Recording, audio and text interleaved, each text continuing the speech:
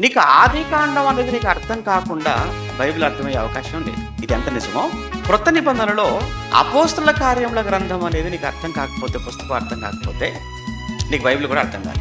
అపోస్తల కార్యముల గ్రంథం, ఆ పుస్తకం ఈ క్రొత్త నిబంధనలు 27 పుస్తకాలలో అది ఉన్న ప్లేస్ ఏంటో ఒకసారి మీరు జ్ఞాపకం చేసుకోండి. ఒకవైపు సువార్తల తర్వాత పత్రికలకు ముందు ఉన్నటువంటి పుస్తకం అపోస్తల కార్యం. ఇప్పుడు ఈ సువార్తలకు ఈ పత్రికలకు మధ్య ఈ పుస్తకం లేదనుకుందాం. సువార్తల తర్వాత నెక్స్ట్ మనం రోమా పత్రిక చదువుకుంటాం. మీరు అపోస్తల కార్యాన్ని వదిలేసి రోమా పత్రిక చదివి అందులో మీకు ఏమైనా అర్థమైందని నాతో చెప్పండి.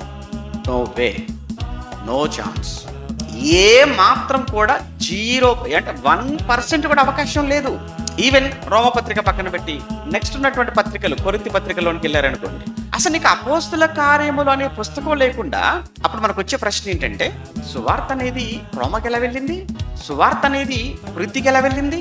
సువార్త అనేది గలతీ ప్రాంతాలకు ఎలా వెళ్ళింది? సువార్త అనేది తెసలోనికకి ఎలా వెళ్ళింది? సువార్త అనేది ఫిలిప్పికి ఎలా వెళ్ళింది? సువార్త అనేది కొలసీకి ఎలా వెళ్ళింది? అసలు ఈ ప్రాంతాలన్నిటికీ సువార్త ఎలా వెళ్ళింది అని ఎన్నో ప్రశ్నలు. వాటన్నింటికి సమాధానం అపోస్తల కార్యం. అంటే ఇప్పుడు మీకు ఏమర్థం కావాలి? అపోస్తల కార్యములు అనేటువంటి పుస్తకం తర్వాత పుస్తకాలకు ఇది ఒక ఫౌండేషన్.